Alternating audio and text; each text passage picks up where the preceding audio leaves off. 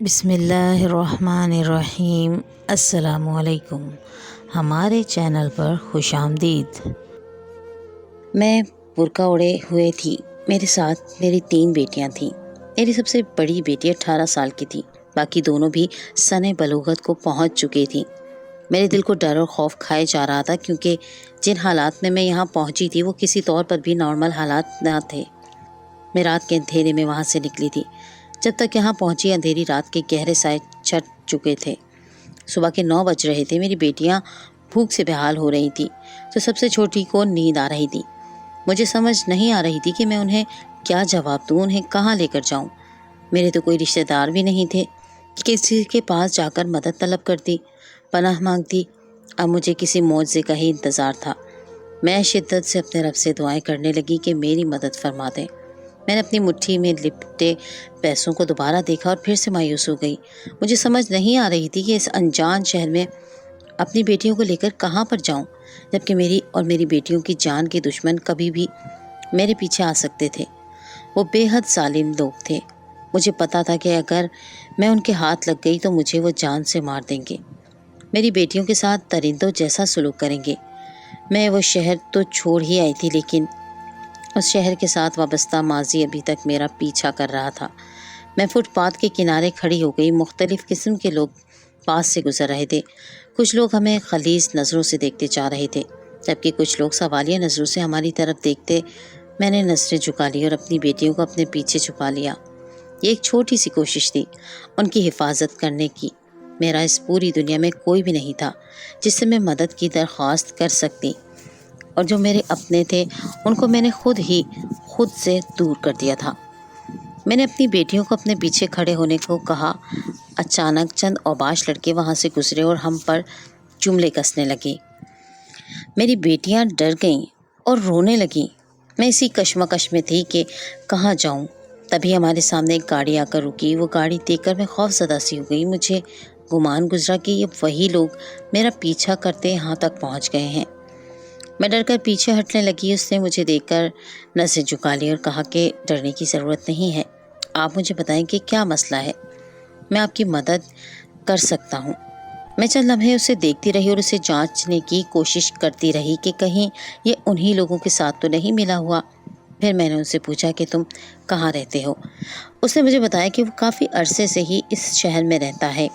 اس نے جب دوبارہ مجھ سے میرا مسئلہ پوچھا تو میں رونے لگی اور کہنے لگی کہ میرا اس دنیا میں کوئی بھی نہیں۔ مجھے سمجھ نہیں آ رہی کہ میں اپنی بیٹیوں کو لے کر کہاں جاؤں۔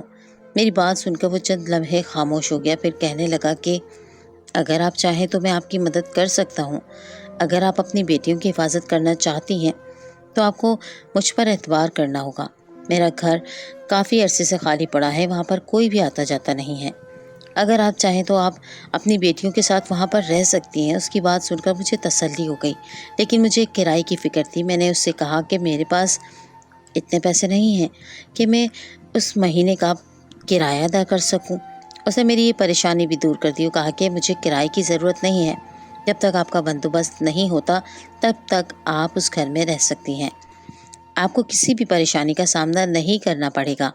میں خدا کا لاکھ لاکھ شکر ادا کر رہی تھی، کیونکہ خدا نے میری سن لی تھی، اور میں حیران بھی تھی کہ دنیا میں اس قدر اچھے لوگ بھی ہوتے ہیں۔ میں اس کے ساتھ اس کی گاڑی میں بیٹھ گئی۔ وہاں میں اپنے ساتھ ایک چھوٹے سے محلے میں لے آیا۔ وہاں پر ایک نہایت ہی خوبصورت اور چھوٹا سا گھر بنا ہوا تھا۔ اس نے مجھے اپنے پیچھے آنے کو کہا اور گھر میں داخل ہو گیا۔ میں بھی اس کے ساتھ ہی گھر میں داخل ہو گئی۔ اس نے کہا کہ آپ گھر دیکھیں، تب تک میں آتا ہوں۔ میں اپنی بیٹیوں کے ساتھ گھر دیکھنے لگی۔ وہ گھر بہت ہی پیارا تھا، ہر قسم کی سہولت موجود تھی۔ تھوڑی دیر میں جب وہ واپس آیا تو اس نے ہاتھ میں پیارا سا سامان اٹھایا ہوا تھا، اور یہ کھانے کی ضروری سامان تھا۔ اس نے وہ سامان کچن میں رکھا اور کہا کہ اگر آپ کو کسی بھی چیز کی ضرورت پڑے تو آپ بلا جھجک مجھے کہہ دیجیے گا۔ میں حیران تھی کہ وہ ہماری اتنی مدد کیوں کر رہا ہے۔ میں نے اسے کہا رکو، میری بات سنو۔ وہ رک گیا، لیکن ابھی بھی وہ میری طرف نہیں دیکھ رہا تھا۔ اس نے اپنی نظریں جھکائے ہوئی تھی۔ میں نے اسے سوال کیا کہ تم میری مدد کیوں کر رہے ہو؟ اس نے جواب دیا کہ اگر آپ کی جگہ کوئی اور بھی ہوتا تو میں بھی اس کی مدد ضرور کرتا۔ یہ کہہ کر وہ وہاں سے چلا گیا، جبکہ میں نے اپنی بیٹیوں کو دیکھا اور انہیں گلے لگا لیا۔ میری بیٹیوں کو محفوظ پناہ گاہ مل گئی تھی۔ اب میں سوچ رہی تھی کہ میں کوئی مزدوری کروں جس سے میں اس لڑکے کو اس گھر کا کرایہ ادا کر سکوں، کیونکہ میں اس پر بوجھ نہیں بننا چاہتی تھی، اور ساتھ ہی بیٹیوں کے لیے کھانے پینے کا مستقل انتظام بھی کرنا تھا۔ وہ اکثر اوقات گھر کی طرف آتا جاتا رہتا تھا، کبھی وہ پیسے دے کر چلا جاتا اور کبھی ضرورت کی چیزیں رکھ کر چلا جاتا۔ اس سے مجھے بہن کہنا شروع کر دیا تھا، میں نے بھی اسے اپنا چھوٹا بھائی مان لیا تھا۔ میری زبان اسے دعائیں دیتے ہوئے نہ تھکتی تھی۔ مجھے سن کر حیرت ہوئی کہ وہ مسجد میں امام تھا۔ مجھے شکل سے ہی وہ مولوی لگتا تھا، اس نے مولویوں کی طرح ہی لمبی لمبی داڑھی رکھی ہوئی تھی، جبکہ وہ بے حد حسین اور خوبرو نوجوان تھا۔ پہلے پہل جب وہ میرے گھر میں آتا تھا تو میں خوف زدہ ہو جاتی تھی، کیونکہ میرے گھر میں ایک نوجوان بیٹی تھی، اور جن حالات سے میں گزری تھی ایسے حالات میں میرا شک کرنا بنتا تھا، لیکن آہستہ آہستہ مجھے احساس ہونے لگا کہ میں اس پر غلط شک کر رہی ہوں۔ وہ لڑکا اچھے کردار کا مالک ہے۔ میں زیادہ دیر گھر سے باہر نہ نکلتی، کیونکہ میں ابھی بھی اس خوف میں کے زیر سایہ دن گزار رہی تھی کہ کہیں وہ لوگ مجھے دوبارہ نہ پکڑ لیں۔ میرے لیے ان کے پاس معافی کی کوئی گنجائش نہیں تھی، بلکہ سزا تھی، عبرت ناک سزا، یا سزائے موت۔ اکثر محلے کے چھوٹے چھوٹے بچے میرے گھر میں کھیلنے کے لیے آ جایا کرتے تھے۔ وہ میری بیٹیوں کو کہتے تھے کہ وہ اسکول جاتے ہیں، جس سے میری بیٹیوں کی بھی شدید خواہش ہوتی کہ ہم بھی اسکول جائیں، جبکہ میں انہیں گھر سے باہر نہیں بھیجنا چاہتی تھی۔ میری بڑی بیٹی نے مجھے سمجھایا کہ اب ہمیں زمانے کے ساتھ چلنا پڑے گا، بہتر یہی ہے کہ انہیں اسکول بھیج دیں، ان کا مستقبل سنور جائے گا۔ ویسے بھی جو قسمت میں ہوتا ہے وہ ہو کر ہی رہتا ہے، اللہ بہتر کرے گا اور کوئی بھی مصیبت نہیں آئے گی۔ لیکن میں کسی صورت مان ہی نہیں رہی تھی۔ پھر میری دونوں بیٹیوں نے حفیظ کو یہ بات کہی۔ حفیظ نے فوراً ہی ان کا داخلہ اسکول میں کروا دیا۔ ڈر مجھ پر غالب تھا، میں ان کے اسکول جانے سے مزید خوفزدہ سی رہنے لگی۔ حفیظ سے اپنے خدشے کا اظہار بھی کیا، لیکن اس نے پھر مجھے سمجھایا کہ ان کے مستقبل کا سوچیں، ہر خوف کو ذہن سے جھٹک دیں، اور اب میری بیٹیوں کو وہی اسکول چھوڑنے جایا کرتا تھا۔ ایک دن میں نے اس سے پوچھا کہ تم کہاں رہتے ہو؟ اس نے مجھے بتایا کہ اس کا گھر یہاں سے تھوڑی ہی دور ہے، وہ اپنے اماں ابا کے ساتھ اسی محلے میں رہتا ہے۔ اس کے ابا کا ایک سرکاری ملازم تھے، ان کی تنخواہ اچھی تھی، گھر میں کسی چیز کی کمی نہیں تھی، جبکہ اس کی ماں گھر میں ہی رہتی تھی اور بچوں کو قرآن پاک کی تعلیم دیا کرتی تھی۔ اپنی ماں کو ہی دیکھ کر اس کے دل میں خواہش پیدا ہوئی کہ وہ بھی قرآن حفظ کرے۔ پہلے وہ حافظ قرآن بنا اور پھر اپنے محلے ہی کی مسجد کا امام بن گیا۔ ایک دن میرے پاس پڑوسن آئی اور وہ میری اچھی دوست بن چکی تھی۔ وہ مجھے کہنے لگی کہ رقیہ ایک بات کہوں، اگر تم برا نہ مناؤ تو۔ میں نے اس سے کہا کہ ایسی کون سی بات ہے، کہو نا، کیا کہنا ہے؟ وہ پہلے ہچکچانے لگی، پھر ہچکچاتے ہوئے بولی، تمہیں پتہ ہے کہ محلے کے لوگ تمہارے بارے میں باتیں کر رہے ہیں؟ میں سن کر حیران رہ گئی، کون سی باتیں کر رہے ہیں؟ یہی کہ نہ جانے کون کون عورت ہے اور یہاں پر کیا کر رہی ہے، کہاں سے آ گئی ہے، اس امام نے اسے اپنے گھر میں کیوں رکھا ہوا ہے؟ ایک عورت تو بول رہی تھی کہ وہ حفیظ کے گھر جا کر اس کی ماں کو بتائے گی کہ امام نے اپنے گھر میں ایک انجان عورت کو رکھا ہوا ہے۔ اس کی بات سن کر میرے دل میں ڈر بیٹھ گیا، اگر واقعی وہ عورت امام کی ماں کو بتا دیتی تو وہ ہمیں یہاں سے نکال دیتی، پھر میں اپنی بیٹیوں کو لے کر کہاں جاتی؟ یہ بات سوچتے پھر سے میرا دل دھڑکنے لگا۔ شام کو جب امام میرے گھر میں آیا، میں نے اسے ساری تفصیل بتا دی کہ محلے کے لوگ یوں باتیں بنا رہے ہیں اور تمہارے گھر میں پیغام بھیجنے کا بھی بول رہے ہیں۔ امام کا ایک ذاتی نوکر تھا جو اس کی خیر موجودگی میں سامان لے جایا کرتا تھا۔ جب بھی امام کسی دوسرے شہر تبلیغی سفر پر جاتا اور کافی دنوں بعد اس کی واپسی ہوتی، پیچھے گھر کا راشن اس کی ہی نوکر لایا کرتا تھا۔ وہ بھی بہت نیک اور شریف اور وفادار تھا۔ امام نے جلدی سے اپنے چہرے کے تاثرات کو نارمل کیا اور مجھے کہنے لگا کہ اس چیز کی آپ فکر مت کریں، اگر ایسا کچھ بھی ہوا تو میں دیکھ لوں گا اور محلے والوں سے بھی میں خود بات کر لوں گا۔ یہ کہہ کر وہ گھر سے باہر چلا گیا۔ دن تیزی کے ساتھ گزرنے لگے۔ میری بیٹیوں نے اسکول جانا شروع کر دیا تھا، لیکن جتنی دیر وہ باہر رہتی میں ان کی زندگی کی دعائیں مانگتی رہتی۔ میں دیکھ رہی تھی کہ میری بڑی بیٹی بہت خاموش اور پریشان سی رہنے لگی ہے۔ میں نے کئی بار اس سے بات کرنے کی کوشش کی، اسے پوچھنے کی کوشش کی، لیکن وہ ہر بار میری بات ٹال دیا کرتی تھی، جبکہ مجھے فکر ہو رہی تھی کہ کہیں وہ میرے والی غلطی نہ کر دے۔ ایک دن امام تیزی سے میرے گھر میں داخل ہوا اور کہنے لگا کہ آپ کا جتنا بھی سامان ہے جلدی سے سمیٹیں، ہمیں کچھ دیر کے لیے یہاں سے باہر نکلنا ہے۔ میں نے جلدی سارا سامان سمیٹ لیا۔ وہ ہمیں لے کر اپنے ایک دوست کے گھر میں آ گیا، لیکن شام کو ہی وہ مجھے یہاں سے لے کر دوبارہ اپنے گھر میں چلا گیا۔ میں نے اسے پوچھا کہ کیا ہوا تھا۔ اس نے مجھے بتایا کہ میری امی ابو بات کر رہے تھے کہ وہ آج ہی میرا گھر آ کر دیکھیں گے، لیکن فرید نے ان کی باتیں سن لی۔ میں نے اس سے فرید کے بارے میں پوچھا تو اس نے بتایا کہ وہی اس کا وفادار نوکر، اسی وجہ سے میں آپ کو لے کر یہاں آ گیا تھا۔ پیچھے میرے امی ابو میرے گھر میں گئے، لیکن وہاں پر انہیں کچھ بھی نہیں ملا اور وہ مطمئن ہو گئے۔ وہ تو خود مجھ سے معافی مانگ رہے تھے کہ ان سے غلطی ہو گئی، انہوں نے اپنے بیٹے پر شک کیا۔ میں بھی شرمندہ ہو گیا کہ مجھے ان سے نہیں چھپانا چاہیے تھا، لیکن میں ایک نیکی کا کام کر رہا ہوں۔ اگر میں گناہ کر رہا ہوتا تو ضرور ان سے معافی مانگتا اور انہیں سب کچھ بتا دیتا۔ زندگی اسی حال میں گزر رہی تھی، لیکن اپنی بیٹی کی حالت دیکھ کر میں پریشان ہو رہی تھی۔ آخر میری بیٹی کو کیا ہوا ہے؟ وہ کافی دنوں سے بہت پریشان رہنے لگی تھی، اب تو اسے بخار بھی ہو گیا تھا۔ ایک دن میں گھر کے اندر داخل ہوئی، اندر کا منظر دیکھ کر میں پریشان ہو گئی۔ اسی وقت امام میرے گھر سے باہر نکلا تھا اور غصے میں دکھائی دے رہا تھا۔ جب میں اندر گئی اور میں نے دیکھا میری بیٹی زور و شور کے ساتھ رو رہی تھی، اچانک میرے دل میں شک پیدا ہو گیا۔ میں نے فوراً اس سے جا کے پوچھا کہ کیا ہوا ہے، تم اس طرح کیوں رو رہی ہو؟ جبکہ وہ مزید رونے لگی۔ پھر اس نے خود کو سنبھالا اور کہا کہ اس نے بچھو دیکھ لیا تھا اور اس زور سے چیخ ماری۔ امام گھبرا کر وہاں پہنچ گیا۔ جب اس نے وہاں پر بچھو دیکھا تو مجھ پر غصہ ہوا کہ تم اس وجہ سے اتنا ڈر گئی تھی۔ اس وجہ سے مجھے رونا آ گیا۔ میں نے اپنی بیٹی کی طرف دیکھا، اس کی آنکھیں اس کی زبان کا ساتھ نہیں دے رہی تھی، لیکن میں نے پھر کوئی سوال نہ کیا۔ میں امام پر شک نہیں کر سکتی تھی، وہ میرے بھائیوں کے جیسا تھا۔ اس نے میرا اس وقت ساتھ دیا تھا جب ہر کسی نے میرا ساتھ چھوڑ دیا تھا۔ اس کے ساتھ ساتھ وہ میری بیٹیوں کا محافظ بھی تھا، اس نے میری بیٹیوں کو چھت دی تھی۔ امام نے مجھے بتایا کہ کچھ دن پہلے ہی اس کے ماموں اس کے گھر میں رہنے کے لیے آئے تھے۔ ان کا یہاں پر تبلیغی جماعت کے ساتھ آنا ہوا تھا، جس کی وجہ سے انہیں یہاں پر 1 مہینہ رکنا پڑے گا۔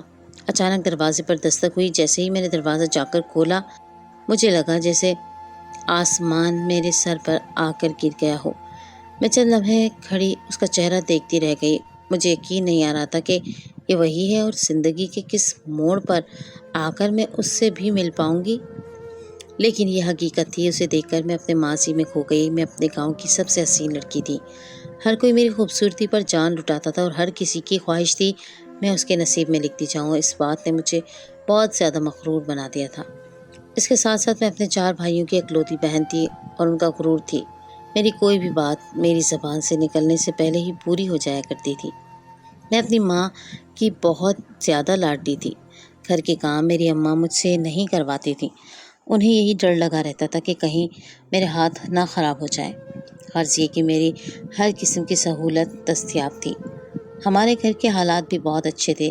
میرے ابو سرکاری نوکری کرتے تھے، ان کی تنخواہ بھی اچھی خاصی تھی، جس سے نہ صرف ہماری ضروریات بلکہ ہر قسم کی خواہشات بھی پوری ہو رہی تھی۔ میں جانتی تھی کہ گاؤں کا ہر لڑکا مجھ سے شادی کرنا چاہتا ہے، لیکن میں شادی گاؤں میں نہیں کرنا چاہتی تھی۔ مجھے شروع سے ہی شہر میں رہنے کا شوق تھا۔ میں نے ایک ایسی زندگی کا خواب دیکھا تھا جو گاؤں میں رہ کر کبھی بھی پورا نہیں کر سکتی تھی، اس لیے میرے لیے جو بھی رشتہ آتا میں اس کو صاف انکار کر دیتی۔ اب امی بھی پریشان ہو گئی تھی۔ جب وہ مجھے ڈانٹتی اور مجھ سے زبردستی کرنے کی کوشش کرتی، میں فوراً اپنے بھائی کو شکایت لگا دیتی، جبکہ میری امی میری بے عزتی کرتی کہ اپنے بھائی سے ایسی باتیں نہیں کیا کرتے، کیا سوچتا ہوگا تیرا بھائی، جبکہ میں ایک ادا سے کہتی تھی کہ وہ میرا بھائی نہیں بلکہ میری بہن ہے، تم اس چیز کی فکر مت کرو، اور میری امی اپنا سر پیٹ کر رہ جاتی۔ میں بہت زیادہ سر چڑھ گئی تھی اور بہت زیادہ ضدی ہو گئی تھی۔ میرا کسی سے معیار ملتا ہی نہ تھا، بلکہ میں نے اپنا ایک الگ ہی معیار بنا رکھا تھا جس پر کوئی بھی پورا نہیں اترتا تھا۔ ایک دن شام کو میرا کیری کھانے کا دل کیا، میں نے اپنے بھائی کو کہا، لیکن وہ کسی کام میں مصروف تھا۔ پھر میں نے کہا کہ کیوں نہ اپنی دوست کے ساتھ باغ میں چل کر کیریاں توڑ لوں۔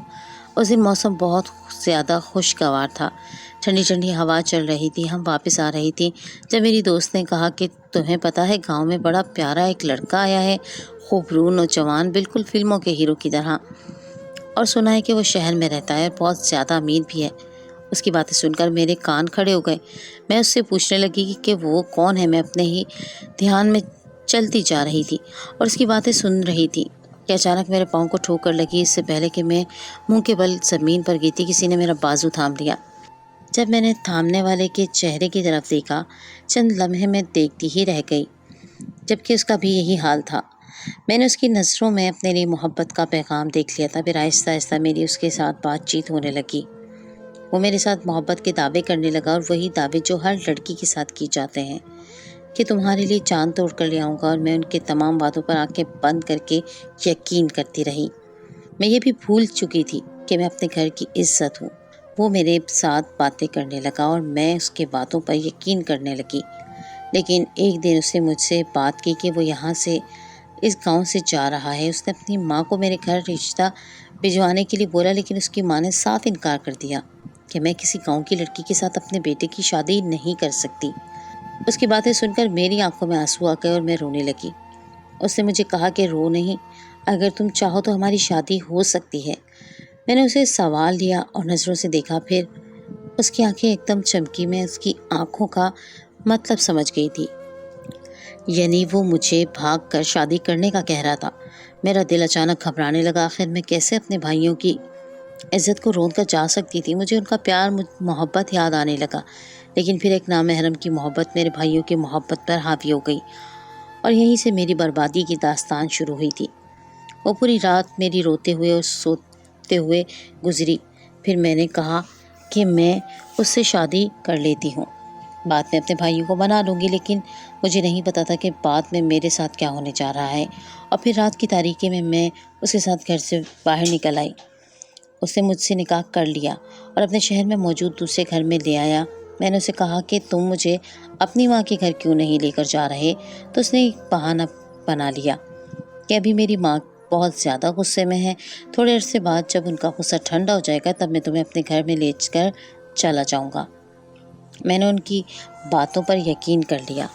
اس کی باتوں پر یقین کرنے کے علاوہ میرے پاس اور کوئی راستہ بھی نہیں تھا۔ پھر میرے گھر میں پہلی بیٹی پیدا ہوئی۔ میری بیٹی کی پیدائش پر وہ بہت زیادہ خوش تھا۔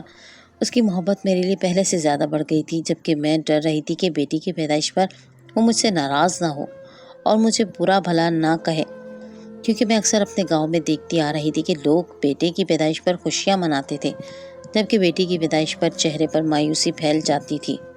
اچانک مجھے اپنا گھر اور گھر کے لوگ شدت سے یاد آنے لگے۔ میں نے اس سے کہا کہ میں اپنے گھر جانا چاہتی ہوں اور اپنے گھر کے لوگوں سے ملنا چاہتی ہوں، لیکن اس نے بہانہ بنا دیا کہ تمہارا ابھی وہاں پر جانا ٹھیک نہیں ہوگا۔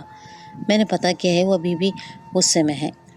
میں نے اس سے بہت زیادہ ضد کی کہ میں انہیں منا لوں گی، تم اس چیز کی فکر مت کرو۔ میری طبیعت کو دیکھتے ہوئے اس نے میری بات مان لی اور مجھے میرے گھر میں لے آیا، لیکن گھر کے لوگوں نے مجھے منہ بھی نہ لگایا۔ میرے سب بھائیوں نے مجھ سے منہ پھیر لیا۔ ایک بھائی نے مجھ پر بندوق تان لی، دوسرے بھائی نے بڑی مشکل سے مجھے بچایا اور یہاں سے چلے جانے کو کہا۔ میں یہ سمجھ گئی تھی کہ اب میری وہاں پر کوئی بھی جگہ نہیں ہے، میرا ان سے کوئی بھی رشتہ نہیں رہا تھا۔ وقت بہت تیزی کے ساتھ گزر رہا تھا۔ پھر میرے گھر میں دوسری اور پھر تیسری بیٹی پیدا ہوئی، لیکن میرا شوہر ویسے ہی بہت خوش تھا۔ اسے بیٹیاں شروع سے ہی بہت پسند تھیں۔ شادی کو 3 سال ہو گئے تھے، لیکن ابھی تک اسے مجھے اپنی ماں سے نہیں ملوایا تھا۔ میں اسے کہتی اور اس سے ضد کرتی، جبکہ آگے سے وہ مجھ سے جھگڑتا تھا اور ناراض ہو کر گھر سے نکل جایا کرتا تھا۔ پھر کئی دن بعد اس کی واپسی ہوتی تھی۔ میں نے اس سے یہ بات کرنا ہی چھوڑ دیا تھا، اور پھر ایک دن وہ ایسا گیا کہ کبھی لوٹ کر واپس نہیں آیا۔ گھر میں راشن پانی سب ختم ہو چکا تھا، کھانے کو کچھ بھی نہیں بچا تھا۔ میری تینوں بیٹیاں بھوک سے نڈھال پڑی تھیں، جبکہ میں سمجھ نہیں پا رہی تھی کہ میں کیا کروں، کس سے مدد مانگوں۔ میں محلے کی ایک عورت کے پاس گئی اور اسے کھانے کو بولا۔ وہ عورت مجھے بہت ہی عجیب لگتی تھی۔ اس نے مجھ سے میرے شوہر کے بارے میں پوچھا، مجھ سے رہا نہیں گیا اور میں نے اسے ساری بات بتا دی کہ میرا شوہر ایسے مجھے چھوڑ کر چلا گیا ہے، اب میں بالکل تنہا رہ گئی ہوں۔ میرے پاس 3 بیٹیاں ہیں۔ ایک دن کوئی شخص آیا اور کہنے لگا کہ یہ گھر میرا ہے، تمہارے شوہر نے یہ گھر مجھ سے کرائے پر لیا تھا، لیکن اب اس نے اس مہینے کا کرایہ ادا نہیں کیا، مجھے کرایہ چاہیے ورنہ یہاں سے نکل جاؤ۔ میں اسی بوڑھی عورت کے پاس چلی گئی اور اسے اپنا ہمدرد سمجھ رہی تھی، لیکن میں نہیں جانتی تھی وہی میری سب سے بڑی دشمن نکلے گی۔ وہ میری مدد کرنے کے بہانے مجھے ایک عجیب و غریب جگہ پر لے گئی، جہاں پر کچھ ہی دیر میں وہاں بیٹھنے کے بعد مجھے اندازہ ہو گیا کہ یہ تو کوٹھا ہے۔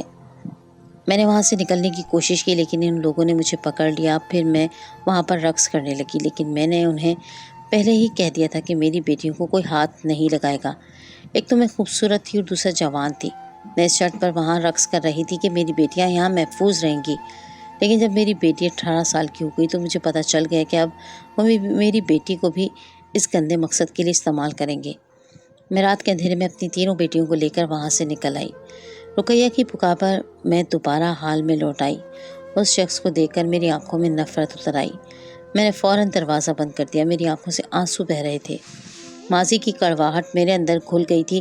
وہ مجھ سے بات کرنے کی کوشش کر رہا تھا، لیکن میں اس کی بات سننا بھی پسند نہیں کر رہی تھی، کیونکہ اس نے میرے ساتھ جو سلوک روا رکھا تھا میں اسے کسی بھی صورت پر نہیں بھلا سکتی تھی۔ ایک دن مجھے ضروری کام تھا، میں گھر سے باہر گئی ہوئی تھی۔ جب میں واپس آئی تو مجھے اپنی بیٹی کے کمرے سے چیخنے کی آوازیں آئیں۔ میں دوڑی ہوئی اپنی بیٹی کے کمرے میں گئی۔ اسی وقت امام میری بیٹی کے کمرے سے نکل کر باہر گیا تھا۔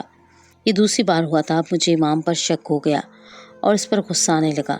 جب میں اندر گئی تو میں نے دیکھا میری بیٹی بے ہوش پڑی ہوئی تھی۔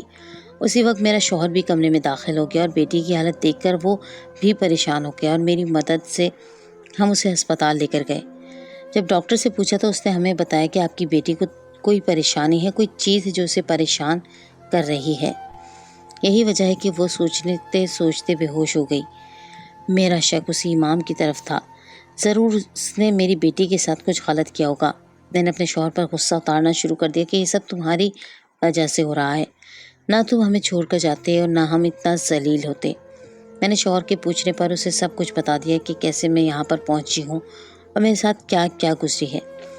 میں نے اپنی بیٹیوں کی عزت کو بچا لیا تھا اور یہی میری سب سے بڑی کامیابی تھی۔ اب میں اس امام کو رنگے ہاتھوں پکڑنا چاہتی تھی۔ میں نے اسے اس بارے میں کوئی بھی بات نہیں کی۔ میں دیکھنا چاہتی تھی کہ وہ میری بیٹی کے ساتھ کیا سلوک روا رکھا رہا ہے۔ میں اپنی بیٹی کو لے کر گھر آ گئی اور اس کا بہت خیال رکھنے لگی۔ میں نے اس سے کئی بار پوچھنے کی کوشش کی کہ امام نے تمہیں کچھ کہا تھا، لیکن اس نے میری بات یہ کہہ کر ٹال دی کہ اسے کچھ بھی یاد نہیں۔ ایک دن میں دوبارہ اپنے گھر گئی تو میں نے دیکھا کہ امام میرے گھر میں موجود تھا اور میری بیٹی سے باتیں کر رہا تھا، جبکہ میری بیٹی وہیں کھڑی رو رہی تھی۔ میں نے کان لگا کر سنا۔ دیکھو، یہ ممکن نہیں ہے۔ اگر میں نے تمہاری ماں سے تمہارے لیے شادی کی بات کی تو تمہاری ماں مجھے غلط سمجھے گی اور یہی کہے گی کہ میں نے تمہیں پھنسایا ہے۔ اسی لیے مدد کرتا رہا۔ میں جانتا ہوں تم مجھے پسند کرتی ہو، میں بھی تمہیں پسند کرتا ہوں، لیکن میرے والدین بھی نہیں مانیں گے۔ اسی لیے ٹھیک یہی رہے گا کہ ہم دونوں پیچھے ہٹ جائیں۔ مجھے بہت شرمندگی ہوئی کہ میں نے امام پر شک کیا، جبکہ وہ ایک اچھا انسان تھا۔ میں نے اپنے شوہر کو بھی معاف کر دیا تھا۔ اس نے مجھے بتایا تھا کہ اس کی ماں اسے انگلینڈ لے کر چلے گئی تھی۔ اس کی ماں نے اپنا علاج کا بہانہ بنایا تھا، جبکہ وہاں جا کر اس کی ماں نے اس سے اس کا پاسپورٹ تک چھین لیا تھا۔ جب وہ پاکستان واپس آیا اور اسی گھر میں آیا تو ہم لوگ وہاں پر موجود نہیں تھے۔ اسے ہمیں بہت ڈھونڈا لیکن ہم اسے کہیں پر بھی نہیں ملے۔ میں نے اپنے شوہر سے بات کی کہ میری بیٹی امام کو پسند کرتی ہے، تب مجھ پر ایک اور انکشاف ہوا کہ میرا شوہر ہی اس امام کا ماموں ہے۔ میرے شوہر نے کہا کہ تم فکر مت کرو۔ میرے شوہر نے سب کو بتا دیا کہ ہم ہی اس کی بیوی اور بیٹیاں ہیں۔ ایک دن میں اپنی بیٹی کے ساتھ بیٹھی ہوئی تھی کہ دروازے پر دستک ہوئی اور ایک عورت میرے شوہر کے ساتھ گھر میں داخل ہوئی۔ بعد میں مجھے پتہ چلا کہ وہ امام کی ماں تھی اور وہ میری بیٹی کا رشتہ مانگنے کے لیے آئی تھی۔ جب انہوں نے رشتے کی بات کی تو میری بیٹی کے چہرے پر آئی خوشی دیکھنے کے قابل تھی۔ اپنی بیٹی کو مطمئن دیکھ کر میں بھی مطمئن ہو گئی۔ ایسے کچھ ہی عرصے میں میری بیٹی کی شادی ہو گئی اور وہ اپنے گھر میں چلی گئی، جبکہ میں اپنے شوہر کے ساتھ اس کے آبائی گھر میں آ گئی۔ اس کی ماں ابھی بھی زندہ تھی لیکن وہ بہت برے حالات میں تھے۔ اس نے کہا کہ میں نے تمہارے ساتھ برا کیا اور اللہ تعالیٰ نے مجھے اس کا سبق دے دیا، جبکہ میں نے دل سے سب کو معاف کر دیا تھا۔ میں نے جو صبر کیا تھا اس کا صلہ مجھے مل گیا تھا۔ میری زندگی میں اب خوشیاں دستک دے چکی تھی۔